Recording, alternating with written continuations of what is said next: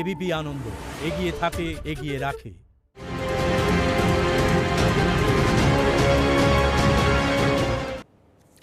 ভক্তি ভোরের পাখি, রাতের আঁধার শেষ না হতেই আলো বলে ওঠে ডাকি। রবীন্দ্রনাথের এই অবিস্মরণীয় দুটো লাইনের ইংরেজি অনুবাদ আজ উঠে এলো কেন্দ্রীয় অর্থমন্ত্রীর বাজেট বক্তৃতায়। এখন আজকের বাজেটে কোথায় কোথায় আলো ফুটলো আর কোনখানেই বা আঁধার রয়ে গেল? কোভিড কালে বিপর্যস্ত অর্থনীতির ঘুরে দাঁড়ানোর পথ কি তৈরি হলো? আগামী 1 ঘন্টায় সমস্ত কিছু নিয়ে আলোচনা করব আমরা। একদিকে যেমন স্বাস্থ্য খাতে পরিকাঠামো নির্মাণে বিপুল বরাদ্দ করা হয়েছে, তেমনি আবার নিরাশ মধ্যবিত্ত চাকুরিজীবী এবং প্রবীণ নাগরিকেরা। আমজনতার আশা নিরাশার এই বাজেটে অনেকে ভোটের অঙ্কও খুঁজে পাচ্ছেন। নির্বাচনমুখী পশ্চিমবঙ্গ সহ 4টি রাজ্যের সড়ক উন্নয়ন খাতে মোটা অঙ্ক বরাদ্দ করেছে কেন্দ্র। মমতা বন্দ্যোপাধ্যায় বলছেন এটা জনবিরোধী বাজেট, সবটা ভাঁওতা। বাজেট নিয়ে আমার আপনার মতো সাধারণ মানুষ কি বলছেন তাও দেখাবো আপনাদের। দেখাবো কি উঠে আসছে এই বাজেট নিয়ে গত 5 ঘন্টায় করা সি ভোটারের বিশেষ সমীক্ষায়। তবে আলোচনার শুরুতেই আসুন এক ঝলকে দেখে নিই বাজেটে কোথায় উচ্ছ্বাস আর কোথায় নিরাশা। দেখুন, আয়কর কাঠামো বদলালো না, উল্টে দাম বাড়লো রোজগারের কাজে লাগে এমন বহু জিনিসের। তবে দীর্ঘমেয়াদী সুফলের আশায় পরিকাঠামো ক্ষেত্রে বিপুল বরাদ্দ করা হলো। করোনা আবহে স্বাস্থ্যক্ষেত্র বরাদ্দ বাড়ল 137%। করোনাকালে আইসিইউতে চলে যাওয়া অর্থনীতির হাল ফেরাতে মোদী সরকার কি দাওয়াই দেয়, সেদিকে নজর ছিল গোটা দেশের। সোমবারের বাজেটে বহু ঘোষণাতেই মধ্যবিত্তের মুখে নামলো আধার। যেমন যাদবপুরের বাসিন্দা দীপা দাস, পেশায় পর্যটন ব্যবসায়ী। স্বামী ও শাশুড়ি দুজনই অসুস্থ, সংসারের ভার পুরোপুরি দীপার ঘাড়ে। সেই সঙ্গে ক্লাস 9-এ পড়া মেয়ের পড়াশোনার খরচ। করোনার ধাক্কায় পর্যটন ব্যবসা মুখ থুবড়ে পড়েছে। গত বছরের মার্চ থেকে কোনো বুকিং নেই। করোনার আগে মাসে 50,000 আয় করতেন, এখন সেটা 10,000 টাকায় নেমে এসেছে। বাজেট থেকে প্রত্যাশা করেছিলাম যে আমাদের যে ট্যুরিজম ট্রাভেল, এটা নিয়ে হয়তো সরকার কিছু ভাববেন, আর্থিক সাহায্য বা আর্থিক প্যাকেজ কিছু পাওয়া যেত। তাদের জন্য কোনো সাহায্য বা কিছু, সেটা তো আমি দেখতে পাইনি এই বাজেটে। রিজেন্ট এস্টেটের বাসিন্দা মুন রায়, পেশায় স্কুল শিক্ষিকা। বাড়ির পরিচারিকা সহ মোট 6 জন করোনা আক্রান্ত হয়েছিলেন। তারপর থেকে ওষুধপত্রের খরচ বেড়েছে অনেক। আমি আশা করেছিলাম যে হয়তো এডুকেশন সেক্টরকে নিয়ে একটু বেশি ভাবনা হবে, সেটা হয়নি। ওই জন্য এখন কি করতে হচ্ছে, আমাদের অন্য উপায় ভাবতে হচ্ছে। করোনার জেরে আয় কমেছে, আবার জিনিসপত্রের চড়া দামের জেরে খরচ বেড়েছে। এই পরিস্থিতিতে সাধারণ চাকুরিজীবীরা আয়কর ছাড়ের আশা করলেও কোনো সুরাহা দিল না কেন্দ্রীয় সরকার। তবে করোনায় 1,54,000 দেশবাসীর মৃত্যুর পর স্বাস্থ্যের গুরুত্ব বুঝে এবারের বাজেটে স্বাস্থ্যক্ষেত্রে বরাদ্দ করা হয়েছে 2,24,000 কোটি টাকা। মোদীর ড্রিম প্রজেক্ট স্বচ্ছ ভারত প্রকল্পে বরাদ্দ করা হয়েছে 1,41,000 কোটি টাকা। দীর্ঘমেয়াদী উন্নয়নের লক্ষ্যে বিনিয়োগ টানতে ও কর্মসংস্থান তৈরির জন্য জাতীয় সড়ক তৈরিতে 1,18,000 কোটি টাকা বরাদ্দ করা হয়েছে বাজেটে। রেলের বিভিন্ন প্রকল্পের জন্য বরাদ্দ 1,10,000 কোটি টাকা। To enable the textile industry to become globally competitive, attract large investments, a scheme of mega investment textiles park will be launched. 7 textile parks will be established over 3 years. Strengthening of National Center for Disease Control, its 5 regional branches and 20 metropolitan health surveillance units. পরিকাঠামো, স্বাস্থ্য, কৃষিতে বিপুল বরাদ্দের ফলে দীর্ঘমেয়াদী সুফল মেলার সম্ভাবনা রয়েছে ঠিকই। তবে মধ্যবিত্ত ও চাকুরিজীবীদের জন্য তাৎক্ষণিক কোনো সুরাহার খবর এই বাজেটে নেই, কারণ আয়কর ছাড়ের ঊর্ধ্বসীমা বাড়েনি। 75 বছরের বেশি বয়সীদের জন্য শুধু রিটার্ন ফাইলে রেহাই দেওয়া হয়েছে, আয়করে কোনো ছাড় নেই। মোবাইল ফোন, চার্জার, সুতির পোশাকের মতো নিত্য ব্যবহার্য জিনিসের দাম বেড়েছে। গাড়ির যন্ত্রাংশেরও দাম বাড়ায় গাড়িরও দাম বৃদ্ধির আশঙ্কা। ফেকধারী সরকারের ফেকধারী বাজেট মানে হচ্ছে কিছু নাই, যারা হচ্ছে বিজেপির অর্থ ভাণ্ডার, মানে বিজেপির মা লক্ষ্মী, একমাত্র তাদের সব বিজনেস দিয়ে দেওয়া হচ্ছে আর সব লবডঙ্কা। 1952 সালের পর এই প্রথম এমন বাজেট যে সময় দেশের ঋণাত্মক বৃদ্ধি বা মন্দা চলছে। এই প্রেক্ষাপটে বাজেটের দীর্ঘমেয়াদী দাবাইয়ে সাধারণ মানুষ কি ফল পাবেন, সেই উত্তর অবশ্য দেবে সময়। পার্থপ্রতিম ঘোষ, অরিত্রিক ভট্টাচার্য ও আবির দত্তের রিপোর্ট, এবিপি আনন্দ। দেখুন, পিথাগোরাসের সেই কথা, সংখ্যারাই ব্রহ্মাণ্ড শাসন করে। তো আজকে এই অনুষ্ঠান শুরু করব একেবারে সংখ্যা দিয়েই। অন আ স্কেল অফ 10, 10-এর মধ্যে আমার অতিথিরা যারা এই মুহূর্তে এই অনুষ্ঠানে লাইভ আমার সঙ্গে আছেন, প্রত্যেকের কাছে চেস ক্লক ফরম্যাটে আমি 2 মিনিট করে যাব। কত নাম্বার দিচ্ছেন এবং কেন দিচ্ছেন, এবং অবশ্যই শিল্পী অনুপ রায়, যিনি এর আগে বহু বাজেটে গত 16 বছর ধরে বাজেট অনুষ্ঠানে সাধারণ মানুষের আশা নিরাশা দ্বিধা দ্বন্দ্ব চাহিদা তার রেখাচিত্রের মাধ্যমে ফুটিয়ে তোলেন। লাইভ এই অনুষ্ঠানে অনুপ রায় থাকবেন, তিনি তার ছবি আঁকবেন, মাঝে মাঝে তার কাছে চলে যাব। আমি দ্রুত আমার অতিথিদের কাছে আসবো। প্রথমে অর্থনীতিবিদদের দিয়ে শুরু করি। সুগত মার্জিত, অর্থনীতিবিদ, 10-এর মধ্যে অন আ স্কেল অফ 10 আপনি কত দেবেন? আপনার সময় শুরু এখন। কত দেবেন, কেন?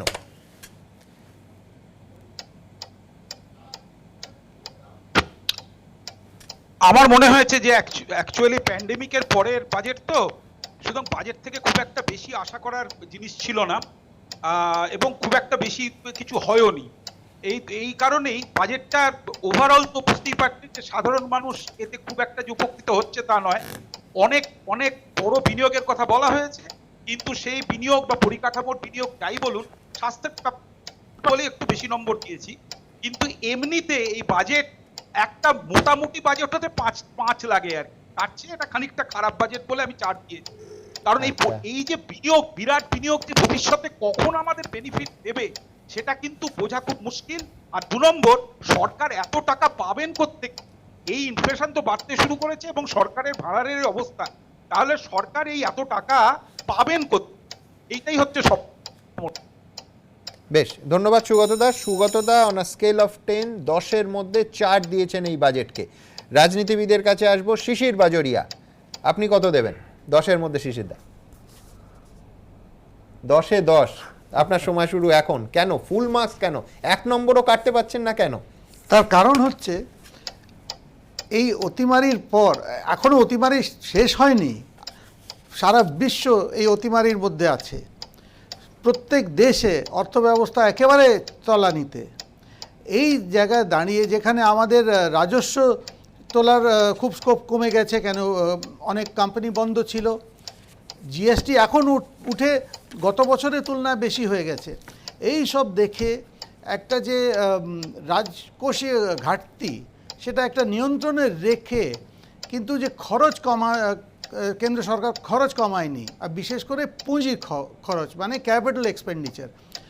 আগে কি দেখতাম, প্রত্যেক সরকার কি করতো, পুঁজি এক্সপেন্ডিচার কমিয়ে দিত, ক্যাপিটাল এক্সপেন্ডিচার কমিয়ে দিত।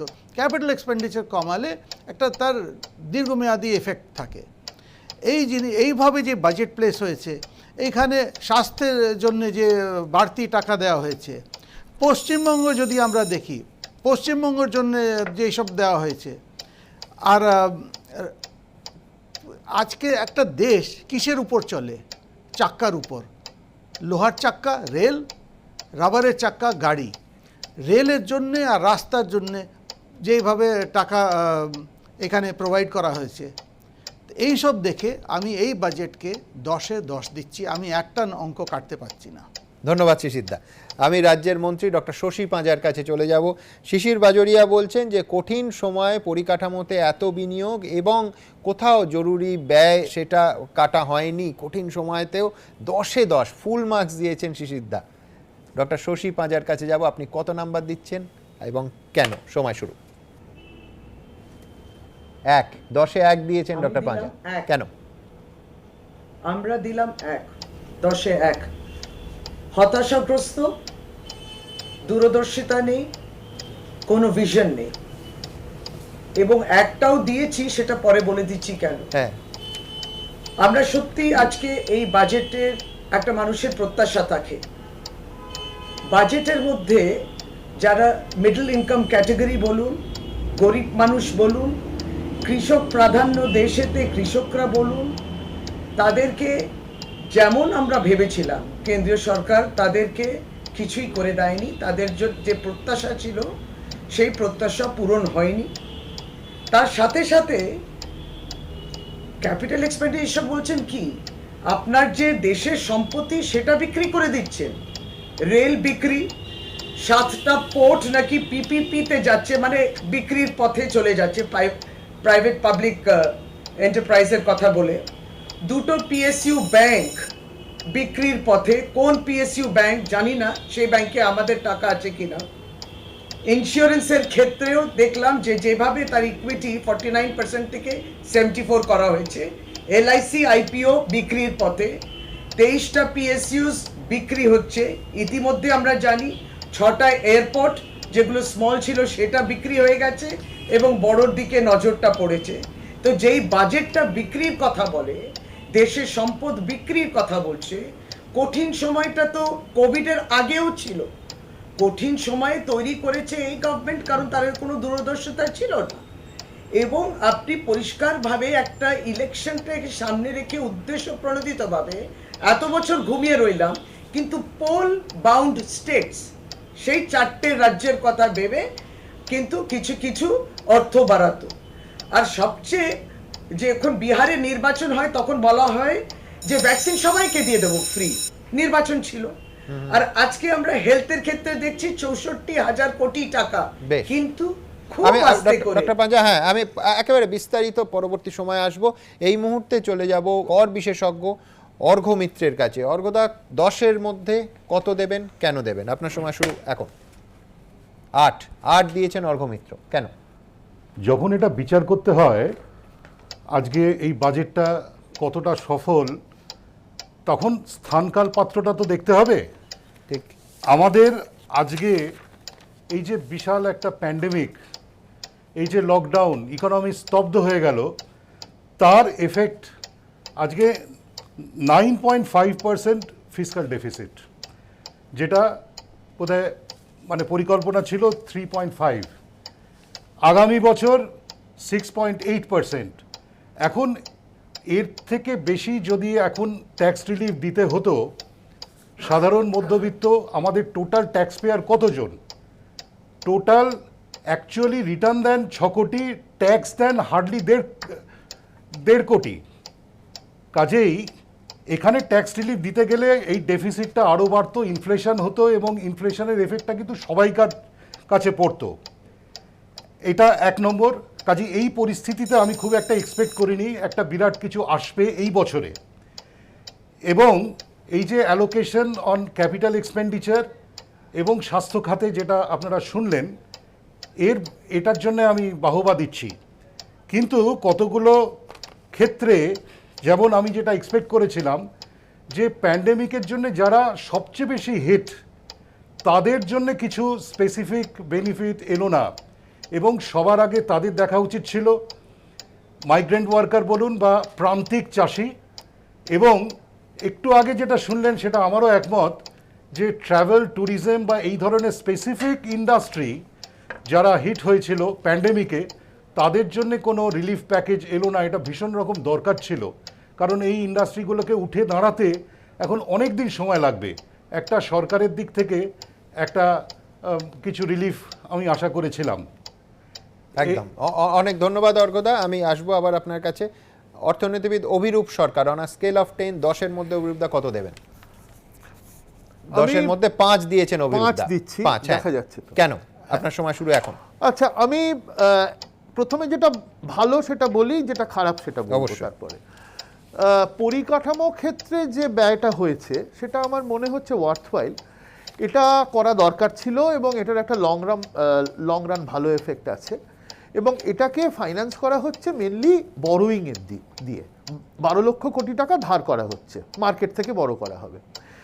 এবার সাধারণত যেটা ধরা হয় যে মার্কেট বরোয়িং বাড়লে ইন্টারেস্ট বাড়বে, কিন্তু এক্ষেত্রে ইন্টারেস্ট বাড়ছে না, কারণ অনেক দিন ধরে ইন্টারেস্ট ফল করছে অ্যাকচুয়ালি। সেক্ষেত্রে আমার মনে হয় এটা ওয়ার্থওয়াইল, এটা ভালো দিক। খারাপ দিক যেটা, সেটা হচ্ছে ন্যাশনাল অ্যাসেটগুলো বিক্রি করা হচ্ছে। ন্যাশনাল অ্যাসেট, কিছু অ্যাসেট বিক্রি করা যেতে পারে, আমার তার এগেনস্টে কিছু বলার নেই, কিন্তু এই সময়টা, this is not the right time. এটা সব থেকে খারাপ সময় ন্যাশনাল অ্যাসেট বিক্রি করার, কারণ সারা পৃথিবী জুড়ে একটা মন্দা চলছে। এই সময় ভালো ক্রেতা পাওয়া ভার্চুয়ালি অসম্ভব। তার মানে হচ্ছে এই সময় বিক্রি করলে এই অ্যাসেটগুলোকে জলের দরে বিক্রি করতে হবে এবং সেটাতে প্রত্যেকের ক্ষতি। শেষে বলি যে এই যে এলআইসি কে আইপিও মানে ছাড়া হবে এবং 74% অবধি বিদেশিরা কিনতে পারবেন, এটা কিন্তু ন্যাশনাল সোশ্যাল সিকিউরিটিকে কম্প্রোমাইজ করা হচ্ছে। আমাদের দেশে সোশ্যাল সিকিউরিটি তো নেই, আমাদের দেশটা তো আমেরিকা নয়। আমাদের দেশে সাধারণ মানুষ একটু আধটু এলআইসি কেনেন তাদের সিকিউরিটির জন্য। সেটা যদি কোনো বিদেশি কোম্পানি হোল্ড করে এবং যদি কোনো কারণে কোম্পানির গন্ডগোল হয়, কোনো ব্যাড ইনভেস্টমেন্ট হয়, বিদেশি কোম্পানি হাত গুটিয়ে বিদেশ চলে যাবে, কিচ্ছু করা যাবে না। এক্ষেত্রে সরকারের একটা গ্যারেন্টি দরকার ছিল, সেইখান থেকে যে বেরিয়ে আসছেন সেইটা আমার খুব খারাপ লেগেছে এবং সেটাতে আমি ভীত, সত্যি কথা বলতে কি এটা খারাপ। একেবারে অনেক ধন্যবাদ অভিরূপ। আমি পরবর্তী সময় আবার আসবো। মারাত্মক কথা বলেছেন অভিরূপ সরকার যে বিলগ্নিকরণের সম্পদ বিক্রির এটা সঠিক সময় নয়, জলের দরে বিক্রি হবে, তার কারণ ক্রেতা যথেষ্ট দাম দিতে পারবেন না, এবং যে শব্দবন্ধটা অভিরূপদা উল্লেখ করেননি, পরবর্তী সময়ে নিঃসন্দেহে এই প্রশ্ন আসতে পারে যে তাহলে কি সস্তায় কাউকে পাইয়ে দেওয়ার জন্য এই সিদ্ধান্ত নেওয়া হলো। আমি সেই প্রসঙ্গে আসবো, রাজনীতির প্রসঙ্গে আসবো, কিন্তু তার আগে আরেক অর্থনীতিবিদের কাছে যাব। শৈবাল কর, আপনি কত নাম্বার দেবেন 10-এর মধ্যে? স্কেল অফ 10 আপনি 5 দিচ্ছেন, একেবারে অভিরূপ সরকার যেরকম দিয়েছেন 5, 10-এ 5। কেন শৈবালদা? হ্যাঁ, কারণ হচ্ছে আমার প্রাথমিকভাবে মনে হয়েছে যে বাজেটে খানিকটা সামগ্রিকতার অভাব রয়েছে। অর্থাৎ এখানে যেমন বৃদ্ধির কথাটা সবচেয়ে বেশি প্রাধান্য পেয়েছে এবং জাস্টিফাইড কারণে পেয়েছে, কারণ গত বছর আমরা -24% গ্রো করছে, ঋণাত্মক বৃদ্ধি ঘটছে এবং সেখান থেকে অন্তত শূন্যতে আসতে গেলেও অন্তত 11%, 12%, এই লাস্ট কোয়ার্টারে 9.5% ঋণাত্মক বৃদ্ধির হার। সেখানে বৃদ্ধি গুরুত্ব পাবে ঠিকই, কিন্তু বৃদ্ধির পরে কি? কারণ আপনারা যদি দেখেন যে কোনো কল্যাণধর্মী রাষ্ট্র, আধুনিক কল্যাণধর্মী রাষ্ট্রে কিন্তু শুধুমাত্র বৃদ্ধিটাই একমাত্র অবজেক্টিভ নয়। সেখানে একটা বন্টন ব্যবস্থার সাম্য, একটা সুষম বন্টন ব্যবস্থা, এক ধরনের কল্যাণ ধর্মী রাষ্ট্রীয় ব্যবস্থার কথা বলা হয়, যেটা গণতন্ত্র এবং পুঁজিবাদের সঙ্গে একসঙ্গে সাযুজ্য রেখেই চলে। সেই প্রসঙ্গগুলো কিন্তু এখানে বাদ পড়ে যাচ্ছে এবং বাজেটে আমার কখনোই মনে হয়নি যে এক্স্যাক্টলি যেভাবে প্রেজেন্ট করা হয়েছে, অন্তত কারণ বাজেট ডকুমেন্ট না পড়লে তো পুরো বোঝা যায় না, কিন্তু যেভাবে প্রেজেন্টেড হয়েছে তাতে ঠিক কতটা সম্পদ দেশে সৃষ্টি হবে এবং কতটা তার বিলগ্নিকরণ থেকে আসছে এবং কতটা নতুন সম্পদ সৃষ্টি হবে এ ব্যাপারে ধোঁয়াশা রয়েছে প্রথমত। দ্বিতীয়ত, কত কর্মদিবস তৈরি হবে, কারণ যে মুহূর্তে প্যান্ডেমিকের কথা বারবার আলোচনায় আসবে তখনই কিন্তু মানুষের কর্মহীনতা এবং তাদের রোজগার কমে যাওয়ার কথাটা সবচেয়ে বেশি প্রাধান্য পাবে, তাই তো? সেখানে যদি কর্মদিবস সৃষ্টির কথা একটা বাজেটে উল্লিখিত না হয় এবং ঠিক কী সুবিধে আমরা এখান থেকে দিতে পারবো অন্তত শর্ট টার্মে, কারণ দেখুন প্রফেসর মার্জিত যেরকম বললেন যে আমরা আগামী 10 বছর পরে যে উপকার পাবো সেটা তো আমার এই মুহূর্তের কষ্টটাকে লাঘব করতে পারে না। ফলে আমাকে আজকে অন্তত এই 2021-2022-এ কী হতে পারে তার একটা দিশা দেখাতে হবে, সেটা কিন্তু বাজেটে আমরা দেখতে পাইনি। আমরা 15 বছর পরে তো উপকার পাবো, কিন্তু এই মুহূর্তে তো অনেক মানুষই খুব কঠিন অবস্থার মধ্যে রয়েছেন, তার কোনো উল্লেখ বাজেটে থাকবে না, এটা বোধহয় গ্রহণযোগ্য না। একদম ধন্যবাদ শৈবালদা। দীর্ঘমেয়াদী সুবিধে থাকলেও স্বল্প মেয়াদী, বিশেষ করে যারা কাজ হারিয়েছেন, কর্মসংস্থানের ক্ষেত্রে দিশা দেখায়নি এই বাজেট, শৈবালদা বলছেন। আমি এবার রাজনীতিবিদদের কাছে আসবো, কিন্তু তার আগে শুরুতেই যেরকম বললাম, পশ্চিমবঙ্গ সহ 4টে রাজ্যে সড়ক উন্নয়ন খাতে বরাদ্দ করেছে কেন্দ্র। আমি দ্রুত প্রতিবেদনটা দেখে তারপর এই নিয়ে আলোচনায় আসবো। দেখুন, পরনে সাদা লাল পাড় শাড়ি, আলকা করে বাঁধা চুল, কপালে ছোট্ট লাল টিপ, বাজেট পড়া শুরু করলেন রবীন্দ্রনাথ ঠাকুরকে উদ্ধৃত করে। Faith is the bird that feels the light and sings when the dawn is still dark. সামনেই বাংলায় বিধানসভা ভোট, তাই কি কার্যত বাঙালির ট্র্যাডিশনাল লাল পেড়ে সাদা শাড়ি সাজিয়ে দেখা গেল কেন্দ্রীয় অর্থমন্ত্রীকে? ভোটমুখী বাংলার মন পেতে বাঙালির আবেগ ছুঁয়ে যেতেই কি নরেন্দ্র মোদী, অমিত শাহের পর এবার নির্মলা সীতারামনের মুখেও কবিগুরুর লাইন? আর সামনে ভোট বলেই কি একেবারে জাতীয় সড়ক ধরে উত্তরবঙ্গের চা বাগান অবধি পৌঁছে গেলেন নরেন্দ্র মোদী সরকারের অর্থমন্ত্রী? বাজেটে সড়ক উন্নয়নের জন্য 25,000 কোটি টাকা বরাদ্দ ঘোষণা করলেন নির্মলা সীতারামন। জানালেন 675 কিলোমিটার সড়ক নির্মাণ করা হবে ভোটের বাংলায়, তার মধ্যে রয়েছে কলকাতা থেকে শিলিগুড়ি পর্যন্ত রাস্তার সংস্কার। 675 kilometers of highway works in the state of West Bengal at a cost of 25,000 crores, including upgradation of existing roads Kolkata Siliguri. তবে শুধু ভোটমুখী বাংলার জন্যই নয়, ভোটমুখী তামিলনাড়ু, কেরল এবং অসমেও রাস্তা তৈরির জন্য দেদার বরাদ্দ করল মোদী সরকার। আর ভিন রাজ্যগুলোর জন্য বরাদ্দ বাংলার তুলনায় অনেকটাই বেশি, পশ্চিমবঙ্গের জন্য যেখানে সড়ক তৈরির ক্ষেত্রে বরাদ্দ করা হলো মাত্র 25,000 কোটি টাকা, সেখানে ভোটমুখী আরেক রাজ্য তামিলনাড়ুর জন্য বরাদ্দ 1,03,000 কোটি টাকা। আয়তনে পশ্চিমবঙ্গের থেকে অনেক ছোট কেরলের জন্য মোদী সরকার বরাদ্দ করল 65,000 কোটি টাকা।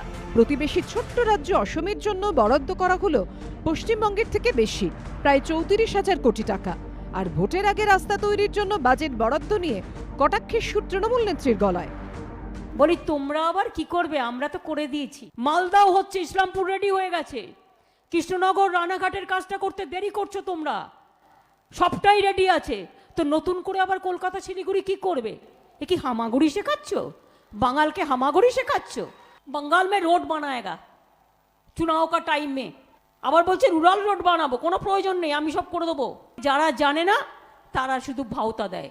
কেন্দ্র সরকারের যে রোড তৈরি হবে তার জন্য জমি রাজ্য সরকার দেবে, সেটা উনি দিতে পারেননি। কল্যাণী এক্সপ্রেস ওয়েকে ঘুরিয়ে ওইটাকে হাইওয়ে করতে হচ্ছে।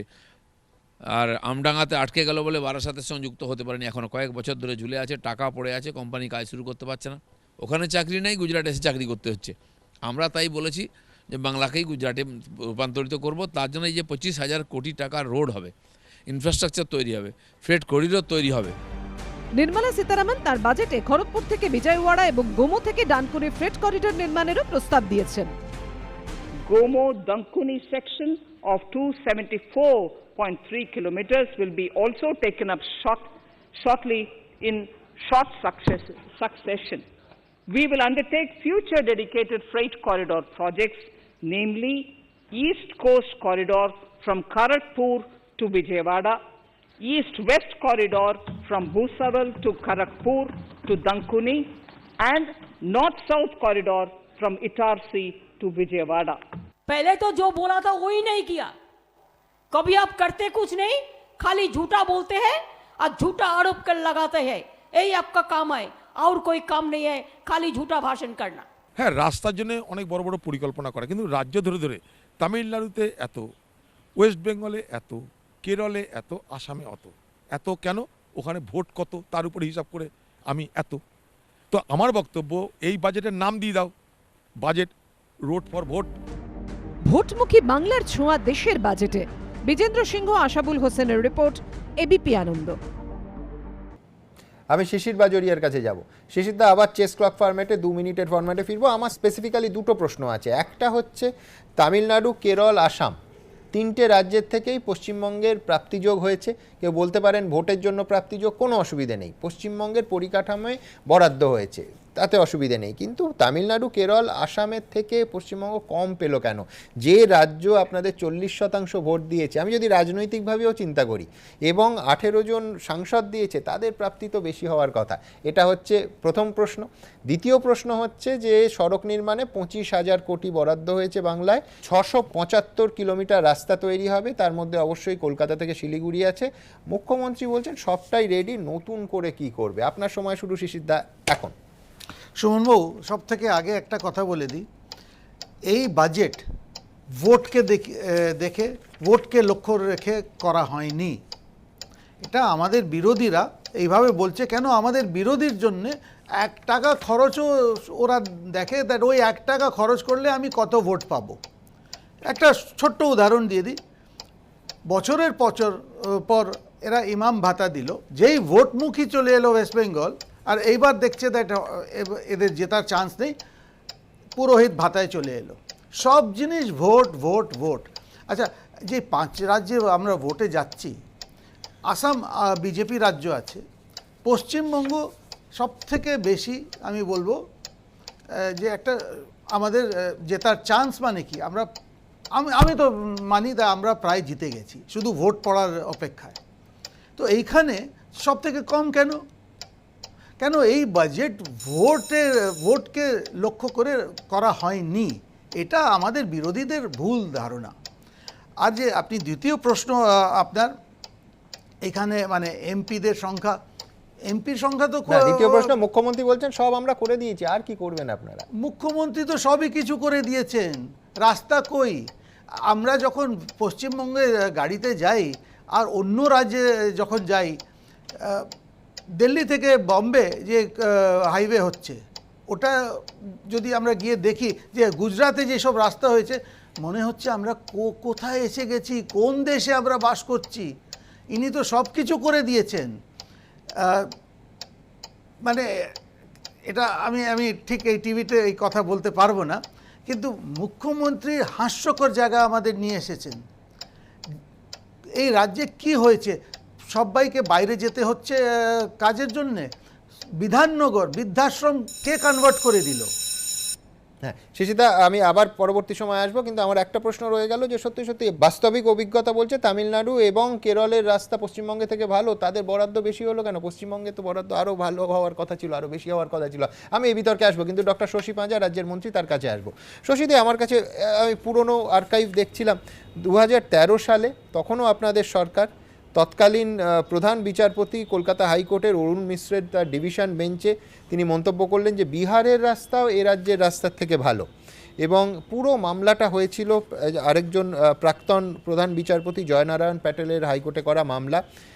31C জাতীয় সড়কের অবস্থা এমন খারাপ ছিল, সেই নিয়ে মামলা হয়েছিল। শশীতে আমি শুধু মনে করিয়ে দেব যে 4 লেন করার সিদ্ধান্ত হয়েছিল, জমি অধিগ্রহণের প্রয়োজন ছিল, বহু ক্ষেত্রে জমি পাওয়া যায়নি, এবং অবশ্যই রাজ্য সরকার জোর করে জমি অধিগ্রহণের বিরুদ্ধে। বামফ্রন্ট থেকে তৃণমূলের শাসনও যদি মেলাই, অন্তত 20 বছর ছোটোবেলায় এই পেশায় আসা থেকে শুনে আসছি যে কলকাতা শিলিগুড়ি 4 লেন হবে।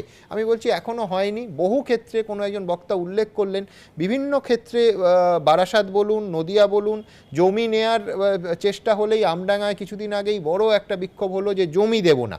আমি বলছি এখনও পর্যন্ত তো ন্যাশনাল হাইওয়ে 34-এর সম্প্রসারণ শুরু হয়নি, তাহলে রাস্তার কাজ এ রাজ্যে সব তৈরি আছে, এটা বলা কি সঠিক হলো? শশীদি, আপনার সময় শুরু এখন। আমি বলে দিই যে রাস্তার বেলায় যখন ডিসকাশন হয়, রাস্তার এই ডেফিনিশন তো একটা ন্যাশনাল হাইওয়ে, স্টেট হাইওয়েজ, গ্রামীণ সড়ক। 2013-র একটা আমাদের অনারেবল জাজের আপনি কথা বললেন, আমি শুধু এখানে কিছু ডেটা দিয়ে দিই। 2011-র আগে এই রাজ্যে যাদের বাম সরকারের সময় 39,700 কিলোমিটার রাস্তা তৈরি হয়েছে। 2011-র পরে আমাদের আজ অবধি আমরা যে ডেটাটা গ্রামীণ সড়কের কথা বলি, 88,841 কিলোমিটার হয়েছে। এবং এই রোডসের ক্ষেত্রে রোডসে পশ্চিমবাংলা নাম্বার 1, এটা কিন্তু দেশেও কিন্তু সেটা স্বীকৃতি দিয়েছে। দ্বিতীয় কথা, যে হাইওয়ে, স্টেট হাইওয়েজের কথা, এক হাইওয়েজ যখন হয় ন্যাশনাল হাইওয়েজ, এটা কেন্দ্রীয় সরকারের একটা ভূমিকা থাকে। বাজোরিয়া সাহেব জেনারেল হাইওয়েজের কথা বলছিলেন। দুটো বিষয় এখানে বলে দিই। এক হচ্ছে যে আপনি জানবেন যে ইউনিয়ন মিনিস্টার নীতিন গাডকারি 2018 সালে এদের ক্যালকুলেশন 625 কিলোমিটার পিছনে কিন্তু একটা বিষয় আছে। তার কিন্তু দেখবেন একটা 4 লেন হাইওয়ের কথা তিনি বলেছেন, যে যদি একটা 4 লেন হাইওয়ে তৈরি হয়, 1 কিলোমিটার যদি বলা হয় যে একটা 1 কিলোমিটার তৈরি হচ্ছে একটা 4 লেন হাইওয়েতে, তাকে তারা গণ্য করছে 4 কিলোমিটার। তাহলে কি এই 625 কিলোমিটার যেটা বরাদ্দ করা হয়েছে ওটাকে ডিভাইড বাই 4 করব কি? অর্থাৎ এটা কিন্তু খুব ইম্পর্টেন্ট বিষয় যে আপনি অঙ্কটা বাড়িয়ে দিচ্ছেন। আসলে কিন্তু 625 ডিভাইড বাই 4, ডিপেন্ডিং, যদি 8 লেন হাইওয়ে হয় তাহলে ডিভাইড বাই 8, যদি 4 লেন হাইওয়ে হয় তাহলে ডিভাইড বাই 4। এটা যেমন ইম্পর্টেন্ট, তার সাথে সাথে প্রত্যেকটি ন্যাশনাল হাইওয়েতে আপনি টোল ট্যাক্স দেখুন কিরকম বসাচ্ছে। আজকে তারা অর্থের কথা বলছে, স্টেটের একটা পলিসি হবে, অবশ্যই কোনো উচ্ছেদ হবে না। আমরা উচ্ছেদ করি না, আমরা পুনর্বাসনের কথা ভাবি, তারপর উচ্ছেদ। অবশ্যই ডক্টর পাঁজা, আপনি ঠিক বলেছেন যে না, আমার বক্তব্য যে টোল ট্যাক্স একটা আলাদা অঙ্ক আপনি যেভাবে 675 কিলোমিটারকে ভাগ করেছেন সে নিয়ে প্রশ্ন থাকতে পারে। আমার প্রশ্নটা জমি অধিগ্রহণ, যেটা সম্পূর্ণভাবে রাজ্যের দায়িত্ব, সেক্ষেত্রে অনেক ক্ষেত্রে এই 4 লেন করার ক্ষেত্রে কাজ তো আটকে আছে, এটা বাস্তব পরিস্থিতি। আমি দ্রুত একবার শিল্পী অনুপ রায়, তিনি একটা ছবি এঁকে ফেলেছেন, দ্রুত একবার অনুপদা দয়া করে যদি ছবিটা দেখান এবং বলেন। হ্যাঁ, আমার এই হ্যালো, আমার এই ছবিটা করেছি মোটামুটি এটা খুব সিম্পল ওয়েতে, যে তার বাজেটে একদিকে করোনা ভাইরাস এদের জন্য দেখা হয়েছে, আর একটা হলো জিনিসপত্রের দাম অনেক বেশি বেড়েছে। একদম জিনিসপত্রে বেড়েছে মানে এদের জন্য ঠিক বাজেট একদম একদিকে করোনা ভাইরাসের দাপট, তারপরের এইটা নরেন্দ্র মোদী সরকারের দ্বিতীয় বাজেট, আর অন্যদিকে অবশ্যই মূল্যবৃদ্ধি চিরন্তন সমস্যা। ধন্যবাদ অনুপদা, আমি পরবর্তী ছবির পর আবার আপনার কাছে যাব। আমি দ্রুত একবার পথ নিয়ে এত কথা হচ্ছে, রাস্তা নিয়ে কথা হচ্ছে, তো পথের পাঁচালী থাকবে আর রাজনৈতিক বিতর্ক থাকবে না, আমাদের এই রাজ্যে আবার কখনো হয়েছে নাকি? এই ঘোষণা নিয়েও চাপানুতর। দেখুন, আবার দাম বাড়বে, তৈরি থাকুন, শেষ আপনাদের শেষ করে দেবে। সব বিক্রি করে দিয়েছে, দেশটাকেই বিক্রি করে দিয়েছে বন্ধু, একটু ওদের বিক্রি করে দিন না।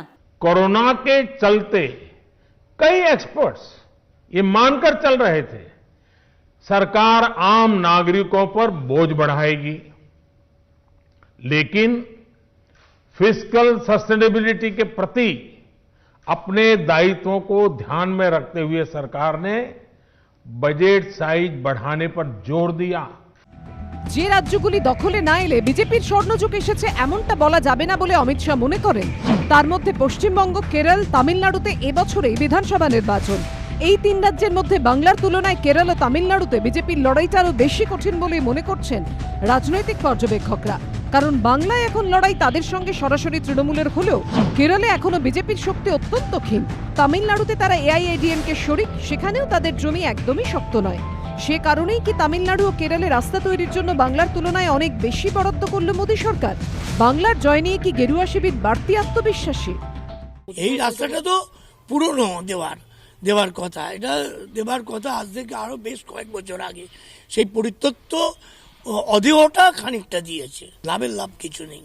যে প্রকল্পগুলো পশ্চিমবঙ্গে খালি একবার আপনারা খতিয়ান দেখি না, কত প্রকল্পের টাকা এখান থেকে ঘুরে যাচ্ছে, সময় শেষ করতে পারলেন। সরকার বিভিন্ন জায়গায় জমির জটিলতা কাটাতে পারছেন না, সমস্যা তৈরি করে রেখেছেন। বাজেটে পশ্চিমবঙ্গ অসমের চা বাগানের শ্রমিকদের জন্য 1000 কোটি টাকা বরাদ্দ করেছে কেন্দ্র। I propose to provide 1,000 crores for the welfare of tea workers, especially women and children in Assam and West Bengal. A special scheme will be devised for the same. চা বাগান মানেই উত্তরবঙ্গ। লোকসভা ভোটে উত্তরবঙ্গের 8টির মধ্যে 7টি আসনই দখল করেছে বিজেপি। তৃণমূলের হাত খালি। লোকসভা ভোটের বিধানসভা ভিত্তিক ফল অনুযায়ী উত্তরবঙ্গের 54টি আসনের মধ্যে বিজেপির 37টি, তৃণমূল 13টি আসনে এগিয়ে। আর তাই চা বাগানের শ্রমিকদের জন্য বাজেটে বরাদ্দ ঘোষণা হতেই শুরু হয়ে গেছে রাজনৈতিক তরজা। আগেরবার ইলেকশনের আগে বলেছিল 7 চায় বাগান হাম খুল দেंगे, বলেছিল কি বলেনি? আর আজ क्या फिर बोला हम 1000 करोड़ दिया, किसमें दिया? पहले तो जो बोला था वही नहीं किया। লোকসভায় আমি গোহারা হেরেছি, তাতেও আমার কোনো লজ্জা নেই। আমি মনে করি এবার আপনারা পুষিয়ে দেবেন। আসাম, বেঙ্গলের চা বাগিচার জন্য তোমার মাথা খারাপ, আরও তো চা বাগিচা আছে আমাদের দেশে। একটা সরকার যদি মাত্র কয়েকটা রাজ্যের ভোটের দিকে তাকিয়ে দেশের বাজেট করে, তাহলে তারা দেশের কথা ভাবে না ভোটের কথা ভাবে? পরিষ্কার। পাল্টা তৃণমূল সরকারকে আক্রমণ করেছে বিজেপি। ওনার 10 বছরে উনি চা শ্রমিকদের জন্য কী করেছেন সেটা আগে বলতে হবে। চিকিৎসা সুবিধা নেই, স্কুল নেই, বাচ্চারা পড়ার সুযোগ পায় না। সেখানকার লেবাররা, তাদের পরিবারের লোক, বাচ্চাদের পড়াশোনা, তাদের চিকিৎসার ব্যবস্থা হবে। আগামী দিনে চা শিল্পকে উন্নত করার জন্য, রিভাইভ করার জন্য কেন্দ্র সরকার আরও চেষ্টা করবে। বাজেটে ঘোষণা করা হয়েছে এবার এলআইসি শেয়ার বাজারে ছাড়া হবে। সেই সঙ্গে বিমায় বিদেশি বিনিয়োগের পরিমাণ 49 থেকে বাড়িয়ে 74% করার কথা বলা হয়েছে। In 21-22, we would also bring the IPO of LIC, for which I am bringing the requisite amendments in this session itself. Insurance জীবনের জন্য করে, আজকে বাজেটে বলেছে 74% বিক্রি করে দেওয়া হবে তার শেয়ার। তার মানে আপনারা গেলেন, আপনি তো ইন্স্যুরেন্স করে রেখে দিয়েছেন, আপনি টাকাটা পাবেন কি? অনেক ব্যাংক বন্ধ করে দিয়েছে, ব্যাংকে টাকা রাখুন, সব খেয়ে চলে যাবে। কোল, রেল, সেল, গেল, কারো ছুটি নেই, সব বিক্রি করে দিয়েছে। সব মিলিয়ে ভোটের আগে বাজেট নিয়ে তরজার পারদ সপ্তমে। বিজেন্দ্র সিংহ, আশাবুল হোসেন ও দীপক ঘোষের রিপোর্ট, এবিপি আনন্দ। রাজনীতি থেকে এবার আমার আপনার পকেটের হিসেবে আসবো, আমি অর্ঘ্য মিত্রের কাছে যাব। অর্ঘ্যদা, একটা বিভ্রান্তি আজকে বাজেট প্লেস হওয়ার পর থেকেই শুরু হয়ে গেল। অসংখ্য টেলিফোন এসছে আমাদের নিউজ রুমে যে 75 বছর বা তার বেশি বয়সীদের কাছ থেকে একদল ভাবছেন যে আয়করই আর দিতে হবে না, আরেক দল ভাবছেন যে রিটার্ন দাখিল করতে হবে না। তারপর দেখা গেল যে বিভ্রান্তি থাকতে পারে বা উইশফুল থিঙ্কিং থাকতে পারে। আসলে যে কোনো করে রেহাই অর্থমন্ত্রী দিলেন তা নয়, আর্থিক ক্ষেত্রে কোনো সুরাহা হলো না, সেটা হচ্ছে রিটার্ন দাখিল করা ঝঞ্ঝাট মুক্ত হলো যাদের 75 বছর বা তার বেশি বয়সের, যাদের ইন্টারেস্ট থেকে ইনকাম এবং যারা পেনশনভোগী। এবং পাশাপাশি চাকুরিজীবীদের জন্য আয়কর স্ল্যাবে কোনো পরিবর্তন আনা হলো না। অর্ঘদা, ইন আ নাটশেল কর কাঠামোর দিক থেকে আপনার বিশ্লেষণ কি? আপনার সময় শুরু এখন। প্রথমে বলি, যেটা তুমি বললে 75 বছরের ওপর যাদের বয়স, তাদের ওই ট্যাক্স কোনো চেঞ্জ হয়নি। শুধুমাত্র যদি পেনশন এবং ইন্টারেস্ট ইনকাম হয় তাহলে তাদের রিটার্নটা ফাইল করতে হবে না। এবং এখানে আপনাদের বলে রাখি, যারা 75 বছরের উপর বয়স, দয়া করে আপনারা 15H ফর্মটা দেবেন। তা না হলে কি হবে, ব্যাংক আপনাদের ইন্টারেস্টের ওপরে টিডিএসটা কাটবে, তখন কিন্তু আপনাকে রিটার্ন দিয়ে সেটাকে আবার ফেরত দিতে হবে। কাজেই টিডিএস যদি না কাটা হয় এবং ফার্দার আর কোনো ট্যাক্স লায়াবিলিটি না থাকে, তাহলে আপনাকে আর রিটার্নটা দিতে হবে না। যদি আপনাদের বাড়ি ভাড়া ইনকাম থাকে বা যদি আপনাদের কোনো ব্যবসা বা অন্য কোনো প্রফেশনাল ইনকাম থাকে, তাহলে কিন্তু আপনাদের রিটার্নটা দিতে হবে। আশা করি এই জিনিসটা এখন পরিষ্কার হয়েছে। এবং অন্যান্য যে ইনকাম ট্যাক্সের ব্যাপারে, হ্যাঁ, এবারে কোনো কর কাঠামোর কোনো পরিবর্তন হয়নি। যেটা আমি বললাম যে এই বছরে যে মানে ফিসকাল ডেফিসিট রয়েছে, হয়তো সেই কথা চিন্তা করে কোনো ফার্দার ট্যাক্স বেনিফিট দেওয়া হয়নি। সিমিলারলি কোনো ট্যাক্সও চাপানো হয়নি, যেটা একটা আশঙ্কা ছিল একটা শেষ আসবে এই করোনার জন্যে, যে অত্যন্ত বেশি যে খরচা হয়েছে স্বাস্থ্য খাতে বা লং টার্ম ক্যাপিটাল গেইন, তার উপরে হয়তো কিছু এক্সট্রা ট্যাক্স আসবে, যেটা আসেনি। যার জন্য আপনি দেখছেন যে কর্পোরেট সেক্টর এবং মার্কেটে একটা খুব ভালো প্রতিফলন হয়েছে, শেয়ার মার্কেট খুব ভালো বেড়েছে। কিন্তু অতি উচ্চ আয়ের উপরে একটা শেষ বসিয়ে একদম নিচু ইনকাম যাদের, তাদের জন্য আমার মনে হয় কিছু করা যাওয়া করলেও করতে পারতেন এই সরকার। একেবারে অনেক ধন্যবাদ অর্ঘদা। আমি দ্রুত এবার পরিকাঠামোর ক্ষেত্রে আসব, কিন্তু তার আগে যেটা বলছিলাম, একেবারে পকেটের ব্যাপার। আয়কর কাঠামো হুবহু একরকম রইল, তবে আবার বলছি 75 বছর বা তার বেশি বয়সে যারা পেনশনভোগী এবং যাদের সুদের থেকে চলে, তাদের রিটার্ন ভরার ঝঞ্ঝাট মুক্ত করে দিলেন কেন্দ্রীয় অর্থমন্ত্রী। দেখুন, I propose exemption from filing their income tax returns. The paying bank will deduct the necessary tax on their income. তাহলে কি 75-এর উপর যাদের বয়স তাদের আর আয়কর দিতে হবে না? বাজেটে অর্থমন্ত্রীর ঘোষণা শুনে লাফিয়ে উঠেছিলেন অনেকেই, কিন্তু সেই আনন্দ ক্ষণস্থায়ী। কিছুক্ষণের মধ্যেই স্পষ্ট হয়ে গেল 75 বছর বা তার বেশি বয়সী এমন প্রবীণ নাগরিক যাদের আয়ের একমাত্র উৎস পেনশন বা জমা সঞ্চয় থেকে পাওয়া সুদ, তাদের আয়কর রিটার্ন জমা করতে হবে না, ইনকাম ট্যাক্স দিতে হবে না, এমনটা মোটেও নয়। কালীঘাটের বাসিন্দা 79 বছরের বীরেশ্বর বন্দ্যোপাধ্যায়ের মতো অনেকেই করোনার পর যাদের খরচ বেড়েছে কিন্তু আয় একই আছে, তারা এই বাজেটে একদমই খুশি নন। ন্যায্য পাওনাটা থেকে গভর্নমেন্ট আননেসেসারিলি টিডিএসটা করে নিচ্ছে। আমরা ফর্ম জমা দেওয়ার পরেও তারা টিডিএসটা কেটে নিচ্ছে। তখন তো আমাদের একটা স্কোপ থাকতো যে আমরা ফেরত নিতে পারতাম ফর্ম জমা দিয়ে, কিন্তু এখন তাহলে আমি ফর্ম যদি জমা না দিতে পারি তাহলে আমি ফেরত পাবো কী করে?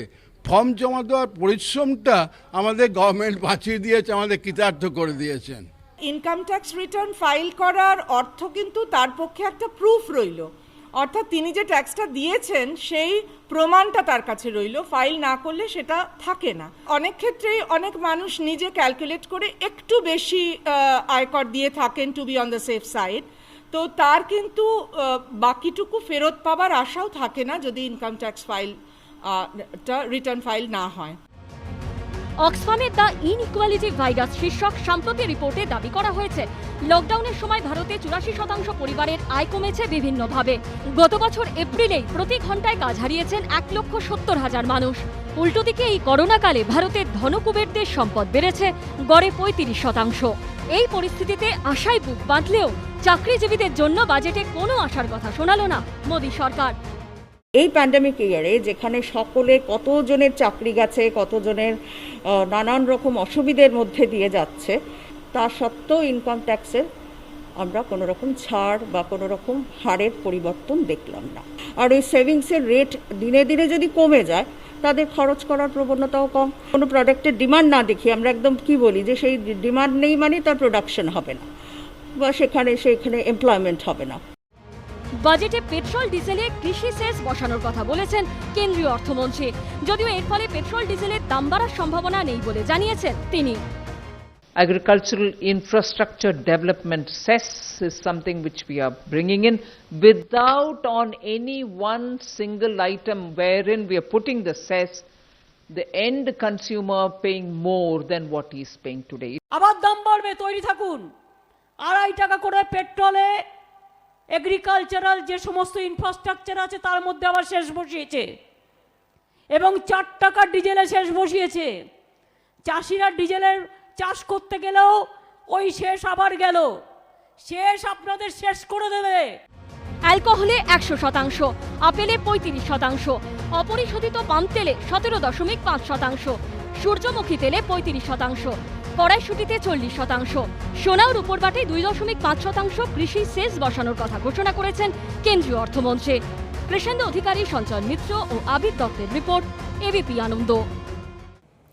এই অনুষ্ঠানের শুরুতেই আপনাদের বলেছিলাম কেন্দ্রীয় অর্থমন্ত্রী বাজেট পেশ করার পরবর্তী 5 ঘন্টায় সি ভোটার কথা বলেছে দেশ জুড়ে 1200 মানুষের সঙ্গে, এবং এই কেন্দ্রীয় বাজেট থেকে তাদের কি মনে হচ্ছে, তারা কত মার্কস দিচ্ছেন, আবার বলছি অন আ স্কেল অফ 10, তার একটা গড় করে আমাদের সামনে রেখেছেন। এবং নানা প্রশ্নে সেই 1200 মানুষ যাদের সঙ্গে সমীক্ষকরা কথা বলেছেন সি ভোটারের, তারা কি মনে করছেন, সেখান থেকে কেন্দ্রীয় বাজেটের যে প্রতিক্রিয়া সাধারণ মানুষের ওপর, তার একটা আভাস পাওয়ার চেষ্টা করেছি আমরা। কোনো রাজনৈতিক প্রতিশ্রুতি নয়, কোনো রাজনৈতিক ভবিষ্যৎবাণীও নয়। আমি দ্রুত একবার ডেটায় আসবো। সি ভোটারের সমীক্ষা কি বলছে?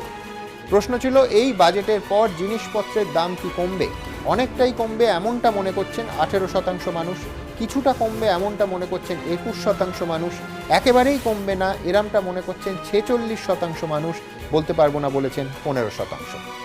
পরের প্রশ্ন ছিল গত 1 বছরে আপনার জীবনের মান অর্থাৎ জীবনযাত্রা সেটা ভালো হয়েছে এমনটা মনে করছেন 17%, একই রকম আছে মনে করছেন 21%, খারাপ হয়েছে আগের থেকে এমনটা মনে করছেন 51%, বলতে পারবো না বলেছেন 11%।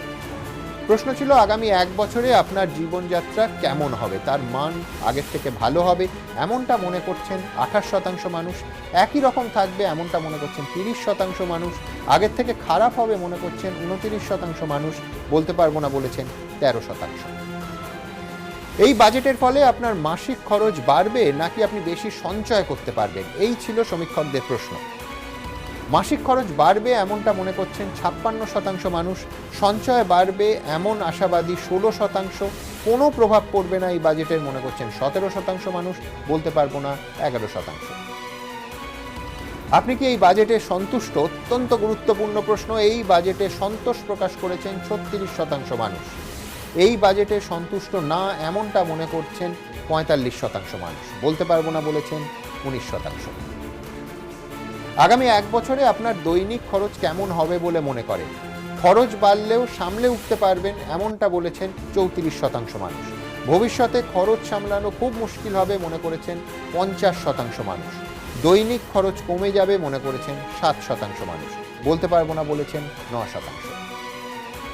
প্রধানমন্ত্রী এবং অর্থমন্ত্রীর টিমের বাজেট পারফরমেন্স কেমন? যা আশা করেছিলেন তার থেকে ভালো এমনটা বলেছেন 25% মানুষ, প্রত্যাশা মাফিক বলেছেন 28% মানুষ, যা আশা করেছিলেন তারা তার থেকে খারাপ হয়েছে এমনটা মনে করছেন 36% মানুষ, বলতে পারবো না 11%। আর এবার সেই গুরুত্বপূর্ণ প্রশ্ন, কত নম্বর দেবেন অন আ স্কেল অফ 10? 10-এর মধ্যে সার্বিকভাবে মোদী সরকারের এই বাজেটকে কত নাম্বার দেবেন? তাতে গড় হয়েছে 5.3। 10-এর মধ্যে 5.3 পেয়েছে নির্মলা সীতারামন এই বাজেট। আবার বলছি, দ্বিতীয় মোদী সরকারের দ্বিতীয়বারের বাজেট। আমি দ্রুত একবার রাজনৈতিক প্রতিক্রিয়ার জন্য শিশির বাজুরিয়ার কাছে যাব। শিশির দা, দেখুন, হ্যাঁ, এই বাজেট সব থেকে কঠিন বাজেট ছিল, এটা তো কোনো একদম এ নিয়ে কোনো তর্ক হতে পারে, কোনো তর্ক হতে পারে না। একদিকে যত রাজকোষ কমে এলো, সবাই ভেবেছিল যে এইবার কর বাড়ানো হবে, কর তো বাড়ানো হয়নি। আচ্ছা, এখন যে ছাড় দেওয়ার, হ্যাঁ আমরা ছাড়ের সবসময় ছাড়ের দিকে একটু একদম প্রত্যাশা আশা করি, থাকেই, একদম, কিন্তু ছাড়ের কোনো জায়গা ছিল না। একটা জিনিস আমাকে মাননীয় মন্ত্রী যখন আছেন আপনার সঙ্গে, একটা জিনিস ওনাকে বলতে হবে, উনি যে রাস্তা নিয়ে বললেন 625 কিলোমিটার 4 দিয়ে ভাগ না 6 দিয়ে না 8 দিয়ে ভাগ, এটা ওনার ভুল না। কেন, ওনার অভ্যেস হয়ে গেছে, আমাদের এই রাজ্যে যে অর্থমন্ত্রী যিনি, উনি সবসময় ভুল তথ্য দেন। জিডিপি উনি গ্রস জিডিপি দিয়ে দেন, নেট দেন না, মানে ইনফ্লেশন কারেক্টেড জিডিপি দেন না। তো এটাই, তাই জন্যে এই যে 625 ডিভাইডেড বাই 4, 6 or 8, এটা একটু গট ইউ। ডক্টর শশী পাঁজার কাছে চলে যাব সরাসরি। তাহলে তো আমাকে বলেই দিতে হবে যে এটা নীতিন গাডকারির statement, minister of urban transports, এবং সেটা আপনি চলে যান না 2018 সালে যখন তিনি এই বিষয়টা নিয়ে বলেছিলেন। এটার সঙ্গে স্টেট ফাইন্যান্স মিনিস্টারের জিএসটিপি কিংবা জিডিপির কোনো লিঙ্কেজ নেই, দুটো ভিন্ন বিষয়। সুমনবাবু, আমি দেখলাম আপনার শোতে বাংলার বিধান আপনি করেছিলেন, একটা সমীক্ষা এর আগে দিয়েছিলেন, সি ভোটার অ্যানালিসিস, যে এই মুহূর্তে নির্বাচন হলে কার কি হয়। আমি দেখলাম আজকে বাজরিয়া সাহেব, আমি তখন রেসপন্ড করিনি, কিন্তু যখন আমি দেখছি যে কোনো না রকম তিনি আক্রমণ করার চেষ্টা করছেন আমাকে, তিনি যেমন একটা নিজের একটা ছোট্ট বিধান শুনিয়ে দিয়েছিলেন, এটার সঙ্গেও অবশ্যই অনেকেই সহমত নয়। আপনার বরং আজকে সি ভোটারের মধ্যে দিয়ে এটা তো সত্যিকারের প্রশ্ন যে বাজেট নিয়ে কতজন মানুষ সন্তুষ্ট ও কতজন মানুষ অসন্তুষ্ট, এই মানুষেরই কথা বলতে হবে। কারণ কেন্দ্রীয় সরকার কিন্তু মিষ্টিময় 5-6 জনের কথা বলছেন, যাদের এই কঠিন সময়তে, যে কঠিন সময়কে আপনি ব্যবহার করছেন, যে যার জন্য বাজেটটা ভালোভাবে মানুষের জন্য করা হয়নি কিংবা মানুষের প্রত্যাশা পূরণ করেনি, কিন্তু সেই কঠিন সময়ের মধ্যে 5 জন মানুষের কিন্তু আয় দ্বিগুণ হয়েছে কিংবা আরো বেশি বেড়েছে। সুতরাং সেই জায়গায় তারা কঠিন এই পরিস্থিতিকে ব্যবহার করে নিজেদের সুবিধার জন্য একদম, অর্থাৎ অ্যালিবাই হিসেবে ব্যবহার করেছেন বলে আপনি মনে করছেন। আমি দ্রুত একবার অর্থনীতিবিদ সুগত মার্জিতের কাছে আসবো। সুগতদা, একদম অর্থনীতির প্রশ্নে যদি আসি, যে প্রতিবারে এই বাজেট আলোচনায় আমাদের একটা অভিযোগ থাকে যে স্বাস্থ্যক্ষেত্রে ব্যয় বৃদ্ধি হলো না বা যথেষ্ট হলো না বা আগের তুলনায় কম হলো। এবার কোভিড পরবর্তী সময় 137% বৃদ্ধি হয়েছে, 2,24,000 কোটি টাকা বেড়েছে। এটার কি একটা কারণ এই যে কোভিডে আমাদের প্রায় 1,55,000 সহনাগরিকের প্রাণ গেছে, সেখান থেকে শিক্ষা নিয়ে আমাদের দেশে স্বাস্থ্য খাতের যে ব্যয়ের গুরুত্ব সেটা শেষ পর্যন্ত বোঝা গেল? সুগতদা। হ্যাঁ, আমি মনে করি যে সেটা তো ডেফিনেটলি তুমি যেটা বলছো সেটাই হয়েছে। এটা ভারতবর্ষের মতো এত নির্লজ্জ দেশ পৃথিবী আছে যেই দেশের স্বাস্থ্য খাতে খরচা জিডিপির তুলনায় 2% কম। এই অন্তত সুবুদ্ধি হয়েছে 137% বাড়িয়ে একটা ধাক্কা দেওয়া গেল, এটা প্রশংসনীয়। কিন্তু আমি দুটো পয়েন্ট বলি, কারণ এটা মাস্টারি করি বলে আমাকে বলতে বাধ্য হই আর কি। এই যে কিছুক্ষণ আগে শুনলাম কেরালা তামিলনাড়ুতে বেশি সড়কের জন্য বেশি বরাদ্দ হয়েছে, তাতে একটা মন্তব্য বোধহয় তুমি করলে যে তাহলে কি মানে বিজেপি বা শাসক দল তারা কি পশ্চিমবঙ্গ নিয়ে খুব কনফিডেন্ট যে পশ্চিমবঙ্গে আর কিছু দেবার দরকার নেই, তারা জিতে যাবেন? কিন্তু আমি বলি কি, প্রশ্নটা করলে ছাত্রছাত্রীরা উল্টো একটা প্রশ্ন করতো আমাকে, সেই প্রশ্নটা বলতো যে যদি কোনো চান্স না থাকে আর কিছু হবার, তাহলেও তিনি টাকা দেবেন না। সুতরাং প্রশ্নটা হচ্ছে, এটা হয়তো সেই দুটো এক্সট্রিম পয়েন্টের মতো, একটা হচ্ছে যে ওরা জিতে গেছেন বা ওটা গোহারা হারবেন, মাঝখানের জন্য এটা হবে না। দ্বিতীয়ত পয়েন্ট যেটা আমি বলবো সেটা হচ্ছে আমাদের ওয়েলথ ট্যাক্স বলে কিছু নেই। আজকে ফিসক্যাল ডেফিসিটকে কমানোর জন্য বা আয়কর বা রাজস্ব বাড়ানোর জন্য গভর্নমেন্ট মোটামুটি ভাবে এখন ইন্ডিয়া সেল করে দিয়েছেন।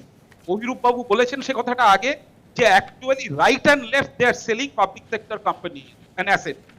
আচ্ছা, পাবলিক সেক্টর কোম্পানি বা অ্যাসেট বিক্রি করতেই হবে কিছু সময়, তাতে কোনো প্রবলেম নেই, এটা ইকোনমিক্সই বলে। কিন্তু আজকে ভারতবর্ষের মধ্যবিত্ত এত অনিশ্চিত আশঙ্কায় ভোগে, both in terms of insurance sector, আজকে ডবল হয়ে গেছে প্রিমিয়াম।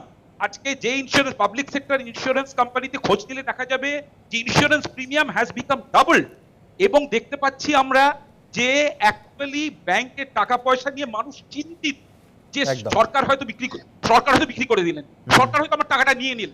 কোনোদিন ভারতবর্ষের ইতিহাসে নাগরিকরা রাস্তায় চা খেতে খেতে এই গল্প করেনি।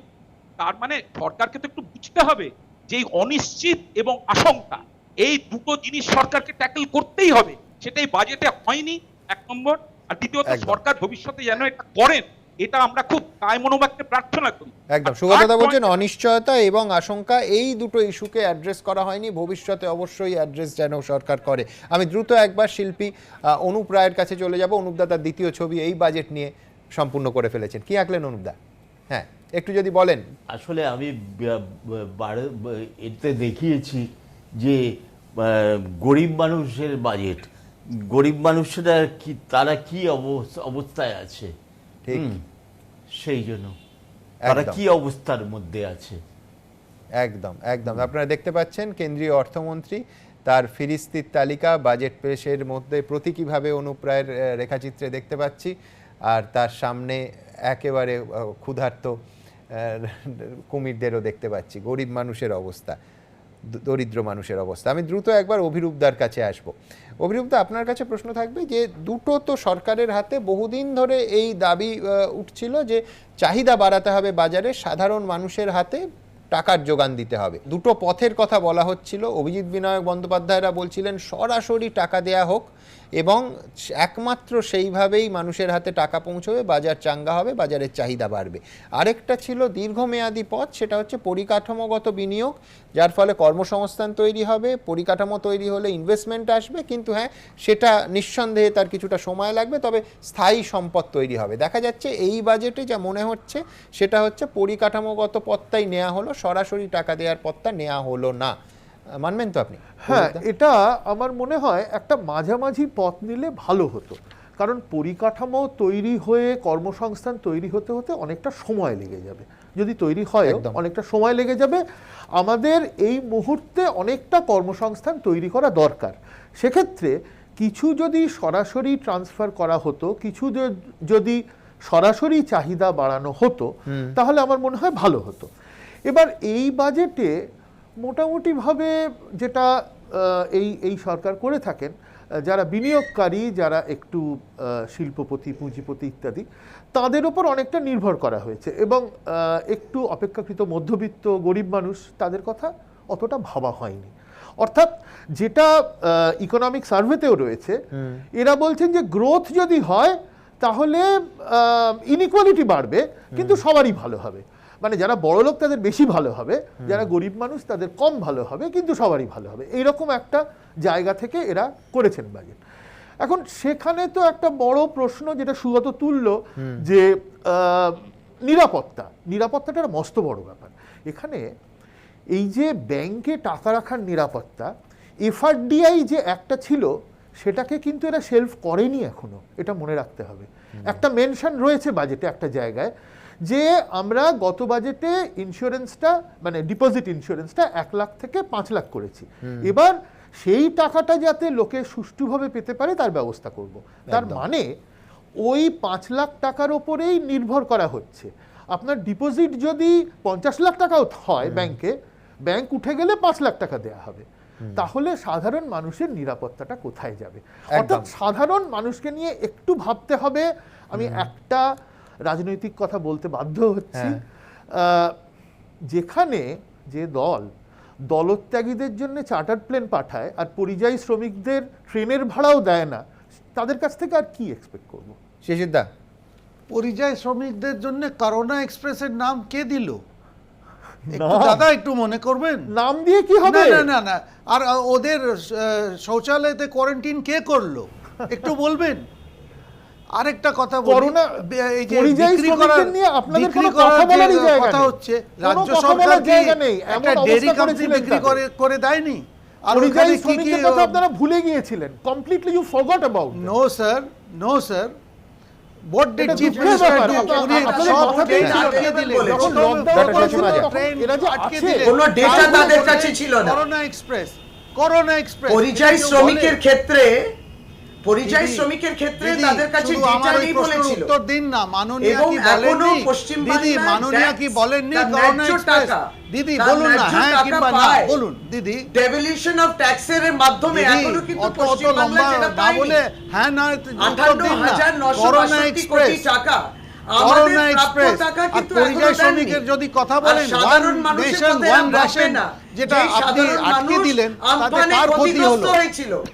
কোভিডে মানুষ মারা গেছে, পরিযায়ী শ্রমিকদের ক্ষতি হলো, অর্থ বরাদ্দ হয়নি। আয়ুষ্মান ভারত।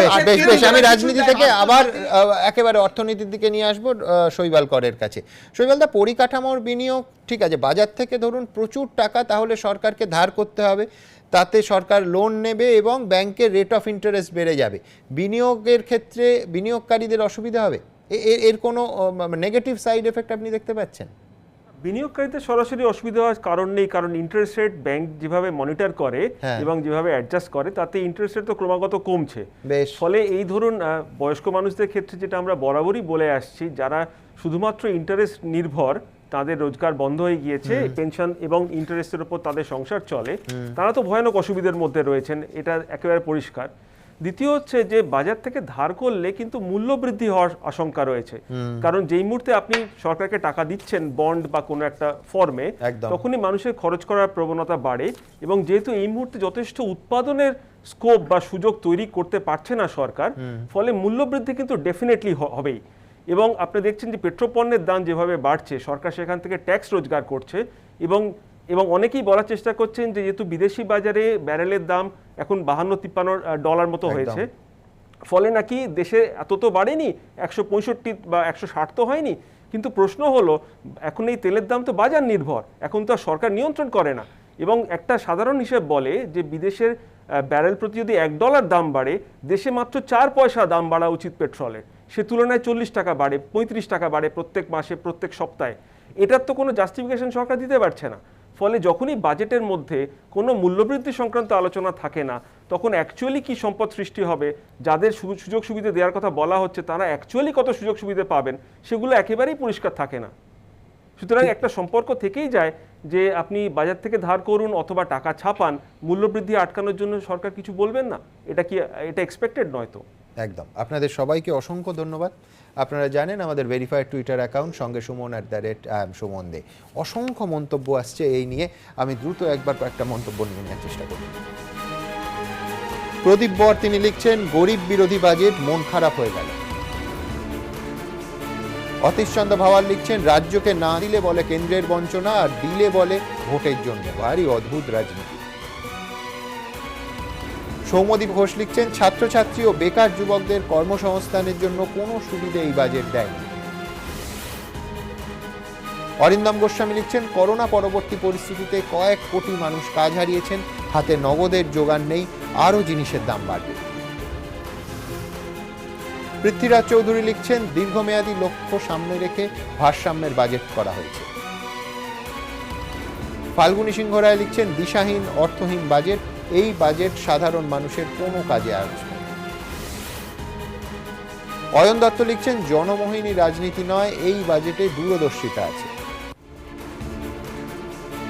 স্পন্দন গায়েন লিখছেন, বাজেটে সাধারণ মানুষ চায় নিত্য প্রয়োজনীয় জিনিসের দাম একটু কমুক, কিন্তু বাস্তবে তা হয় না। আর এবার গ্রামীণ পরিকাঠামোর ক্ষেত্রে এই বাজেট ঠিক কি বলছে দেখাবো। বরানগরের কর্মকার পরিবার, করোনা কেড়ে নিয়েছে গৃহকর্তাকে, একমাত্র ছেলে কাজ হারিয়েছে। অকুল পাথারে সাধনা কর্মকার সুরাহার আশায় তাকিয়েছিলেন বাজেটের দিকে, কিন্তু হতাশ তিনি। আমাদের তো কোনো সুযোগ সুবিধা বলে কিছুই নেই, আর ওষুধের দাম বলেন বাজেট পেশ হবে, আমরা তো কিছুই সুবিধা পাচ্ছি না। সব তো দিনের পর দিন বেড়েই চলেছে। অনেক কিছু আশা করেছিলাম, কিন্তু আশায় তো আর কিছুই হলো না, সব তো জল পড়লো আশায়। করোনা বিধ্বস্ত অর্থনীতি, সাধনা কর্মকারের মতো অনেকেরই ছেলে আজ চাকরিহারা। কিভাবে নতুন কর্মসংস্থান তৈরি হবে, এই প্রেক্ষাপটে পরিকাঠামো খাতে উন্নয়নের জন্য বাজেট বরাদ্দ ব্যাপক হারে বাড়ালো কেন্দ্রীয় সরকার। কেন্দ্রীয় অর্থমন্ত্রী ঘোষণা করলেন, গ্রামীণ পরিকাঠামো তহবিলে দেওয়া হচ্ছে 40,000 কোটি টাকা, সড়ক পরিবহনে 1,18,101 কোটি টাকা বরাদ্দ, রেলের উন্নয়নে বরাদ্দ 1,10,055 কোটি টাকা, বিদ্যুৎ ক্ষেত্রে বরাদ্দ 3 লক্ষ কোটি টাকা। এই বিপুল বরাদ্দের জেরে কি কর্মসংস্থান তৈরি হবে, আসবে বিনিয়োগ, ফের ঘুরতে শুরু করবে অর্থনীতির চাকা? কর্মসংস্থান বলতে গিয়ে যে কটা ইনফ্রাস্ট্রাকচার যেরকম রোডস, হাইওয়েজ, রেলওয়েজ, ইভেন হেলথে যতগুলো হসপিটালস বা হেলথ সেন্টার, সেখানেও তো অনেক কর্মসংস্থান হবে। শর্ট টার্মের বদলে the country is thinking towards long term goals for a better India and better future. Corona পরিস্থিতি থেকে শিক্ষা নিয়ে স্বাস্থ্য খাতে রেকর্ড বরাদ্দ বাড়িয়েছে মোদী সরকার। 2020-21 অর্থবর্ষে স্বাস্থ্য খাতে বরাদ্দ করা হয়েছিল 94,452 কোটি টাকা। এবার তা বাড়িয়ে করা হয়েছে 2,23,846 কোটি টাকা, অর্থাৎ গতবারের তুলনায় 137% বেশি। এবারের বাজেটে 35,000 কোটি টাকা কোভিড ভ্যাকসিনের জন্য বরাদ্দ করা হয়েছে। আমরা চাইছিলাম একটা percentage of GDP, at least 4% of GDP যেন হেলথে স্পেন্ড করা হয়। ততটা না গেলেও অ্যাটলিস্ট কোথাও একটা আমরা পৌঁছেছি। তবে এই ফোকাসটা দরকার ছিল এবং সেটা দেখে আমার মনে হয় পজিটিভ অন হেলথ কেয়ার। আমার তো মনে হয় আরও বেশি বাড়ানো উচিত। শুধু সরকারি হাসপাতালে তো সব চিকিৎসা করা যাবে না, কারণ বেড তো অত নেই, মানুষকে প্রাইভেটেও যেতে হচ্ছে। তো সেইখানে কিছু কিছু মানুষ কিন্তু এখনো বিপদে পড়ছে। হেলথে নাকি 64,000 কোটি টাকা দেবেন, শুনতে খুব ভালো লাগলো। অশ্বত্থামা হত ইতি গজ একটা লাগিয়ে দেওয়া হলো যে 6 বছর, তার মানে এবছরে কত হবে? কৃষক আন্দোলনে বিব্রত মোদী সরকার। এই পরিস্থিতিতে বিভিন্ন ফসলের ক্ষেত্রে ন্যূনতম সহায়ক মূল্য বৃদ্ধির ফলে কৃষকরা যে বিপুল পরিমাণে লাভবান হয়েছে তা বোঝাতেও বিস্তারিত খতিয়ান দিলেন কেন্দ্রীয় অর্থমন্ত্রী। In case of wheat, in 2020-2021, this amount paid to farmers was 75,060 crores. To provide adequate credit to our farmers, I have enhanced the agricultural credit target to 16.5 lakh crores in this year. পাল্টা খোঁচা দিয়ে রাহুল গান্ধীর tweet, সাধারণ মানুষের হাতে নগদের জোগান না দিয়ে দেশের সম্পত্তিকে ক্রোনি ক্যাপিটালিস্ট বন্ধুদের হাতে তুলে দেওয়ার পরিকল্পনা করেছে মোদী সরকার। কিছু নাই, anti farmer, anti people, anti kisans, anti country. যদিও বাজেটে বেজায় খুশি শেয়ার বাজার, রেকর্ড বৃদ্ধি হয়েছে। 2314.84 পয়েন্ট উপরে উঠে মুম্বাই শেয়ার বাজার সূচক সেন্সেক্স থেমেছে 48,600-তে। 646 পয়েন্ট বেড়ে নিফটি বন্ধ হয়েছে 14,281-তে। সন্দীপ সরকার ও অরিত্রিক ভট্টাচার্যের রিপোর্ট, এবিপি আনন্দ। দেখুন, বাজেট নিয়ে এতক্ষণ আলোচনা হলো, এবার আসবো রাজনৈতিক ব্যঙ্গচিত্রে। আমরা গতকাল দেখলাম দল বদল করেই তৃণমূলের বিরুদ্ধে সুর চড়িয়েছেন রাজীব বন্দ্যোপাধ্যায়, বৈশালী ডালমিয়ারা। আবার বেসুরো গাওয়া মানেই যে শিবির বদল, সব সময় এমনটা বলা যায় না। ঠিক যেমনটা হয়নি শতাব্দী রায়ের ক্ষেত্রে। কুণাল ঘোষের মধ্যস্থতায় অভিষেক বন্দ্যোপাধ্যায়ের সঙ্গে কথা বলার পরই তার ক্ষোভ উধাও এবং অবশ্যই দলে পদোন্নতি। এই নিয়ে অ্যানিমেশনে একটু মজা করেছি, তার জন্য আবার খেস দেবেন না প্লিজ। দেখুন, किस देवेन ना प्लीज। कृपया ध्यान दीजिए, हमने क्या शताब्दी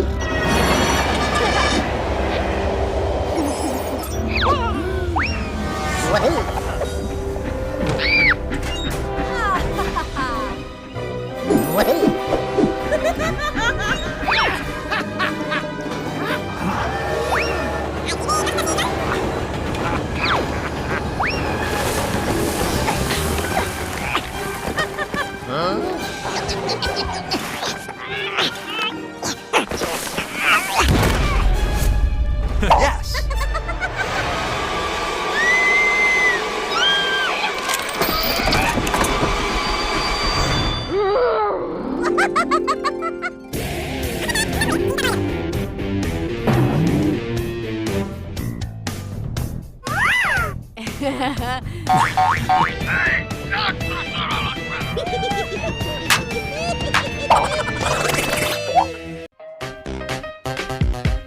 किस देवेन ना प्लीज।